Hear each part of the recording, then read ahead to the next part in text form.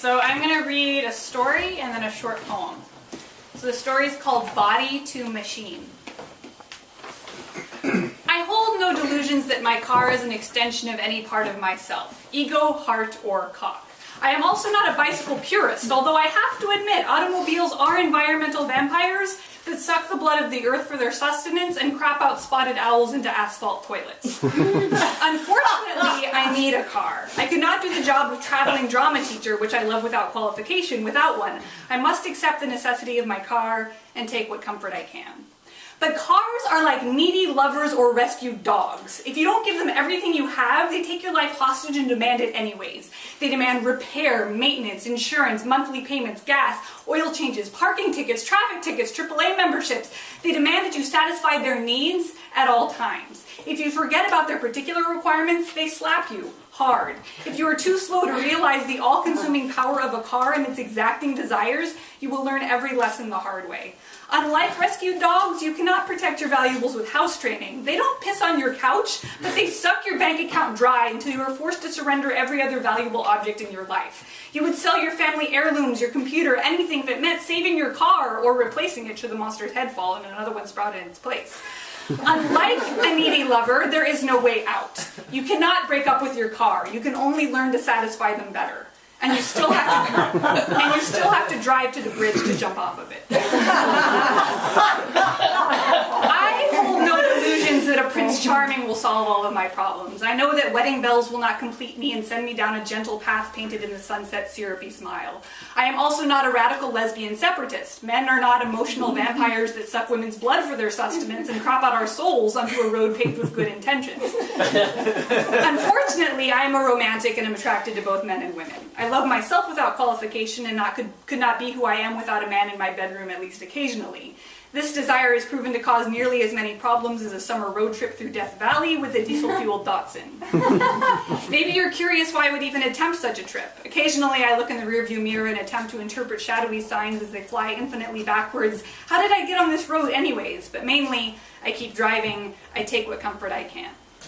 When I bought my car from an attractive man off Craigslist, I was pretty sure I was getting a good deal, especially since he noted multiple times that I've never had a problem with this car starting. It always starts. Yes, very reliable. Did I mention it always starts? Never dies. Nope, not this car. A couple times the car did have trouble starting, but only after I'd done something stupid like left the lights on for several hours. Many times I've had to depend on the jumper cables and kindness of strangers. A few weeks ago, while driving to a bar with a touring DJ, my car completely collapsed. A sudden heart attack, no life left whatsoever, no dashboard lights, no clock, no hazards, nothing. Now this was just too much. I had done nothing wrong. I had respected and honored my car's exacting demands. This couldn't be retaliation for anything. He had just up and left me for no good reason. Luckily, my passenger was clever enough to guide a wire from the battery back to its proper place, and without much fanfare or drama, we were back on the road again. We flirted and kissed, and I took him home. He was as serviceable as a spark plug. Though we didn't get fully under the hood because, well, I have to hesitate sometimes. I know my ignition can be a little sticky after the grease left there when I was a child, so sometimes I barely turn the key. Other times I know I'm ready to rev the engine. Last weekend, I drove a boy to the top of Grizzly Peak, otherwise known as Inspiration Point. It's a classic makeout destination, the Berkeley Hills overlooking the lights of the bridges in Bay Area cities. I met him at a concert with friends. We shared snide remarks, and I liked the way he laughed with his whole body. He touched my waist, he held my hips, we did the liquor dance. This was heavy pheromone activity. We moved too closely together, lips brushing past necks for this to be mere number exchange time. I assumed we were due for at least a little makeout session, more if I could discern if he wasn't worth dating, but at least worth one good night. One small hitch. Rewind to standing outside the venue. Did he say he knew that girl through his girlfriend's sister? Well, he says he loves Ani DeFranco. I must have misheard him. So we made it to Inspiration Point. We hovered over my iPod, bonding over Indigo Girls music. He touched my stomach again, then my leg. I gave him that look that says, whenever you're ready. Finally, he sighed and said, maybe you're wondering why I seem so pained. Are you seeing someone? Yes. But in my mind, there's a line between what we've been doing and kissing you, and if I kissed you, it would be cheating. Now, at some level, I guess I felt responsible. I had heard him when he uttered that typically prohibitive word, girlfriend, and had let myself do the liquor dance anyways. That doesn't mean he wasn't a shitty little tease, but I couldn't really pin him to the wall. He had that moment of disclosure on his side. I could have lied and said I had never heard that word and insisted on his treachery and deception, but high drama isn't really my style with flings.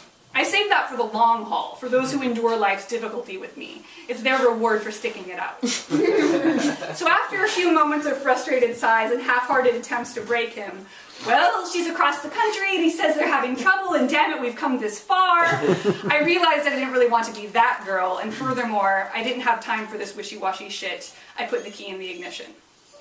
The dashboard lights came on. The engine groaned but wouldn't turn over. Just a little bellyache moan but no juice. The car was dead on top of Grizzly Peak, and here I was with a man too spineless to carry through an affair and too heartless to resist me completely. A spineless, heartless, lesbian, folk-loving, sensitive New Age guy who I still wanted to bang, all the more because I knew it was bad. Nice guys can be nasty little creatures. He leaned into me and said, well, I guess we're going to spend the night together after all. Now I wanted to get the hell out. We tried pushing the car and popping the clutch. We debated the best exit strategy, but as it was 4 in the morning, we figured it would be safer to wait until sunrise. I was not thrilled at the idea of flagging down a car in the middle of the night or paying $50 for a tow truck. The sun would rise in 2 hours, so it seemed the best option to wait until the morning go-getters would replace the late-night party people. In the meantime, he suggested we huddle together in the back seat for warmth. Right. But after all, it was cold. Naturally, I hadn't wanted him half as much until I found out he was off limits, just outside of my reach. He was tied to the bedpost of commitment, and I was handcuffed by abstract solidarity with a woman I'd never met. To him, I was an olive. He stole me from the bar, but I was not the food that gave him strength. He had his girlfriend for that. To me, he was a well-deserved shift drink after a long night of hard flirting. He touched my belly. He was surprised to find muscles under my beauty marks. I drew up to slide a tongue across his neck. Pushing me flat on my back, he said, I like torturing you. The fury in my hand collapsed, shaky and loose. He tied the ropes tighter with a look that said, let me wake up every nerve, every shred of feeling until you pulse and ache and dream about me for days.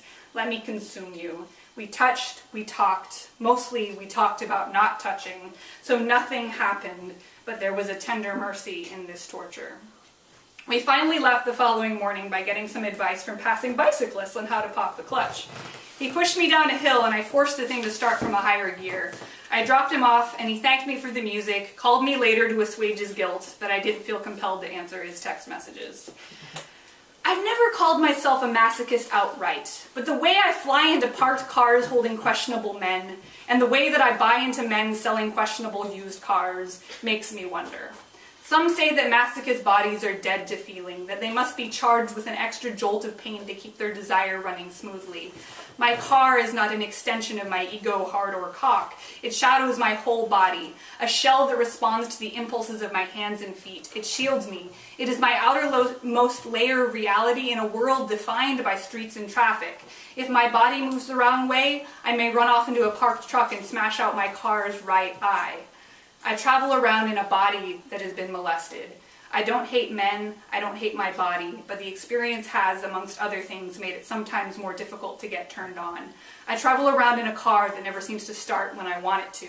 The only way I've found to fix the problem is by chance, the right spark, the right strategy for the moment. Maybe a wire needs subtle movement, guidance by an artist's hand. But sometimes you need to get out of the car and push, body to machine, and whip it into submission.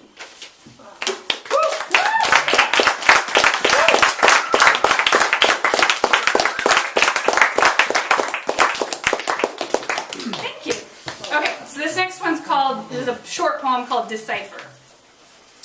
Not everything's an oracle. Some things are just entrails stuck in the gut of a living goat, just boiled tea leaves in bloom drifting in the cup as the water pours.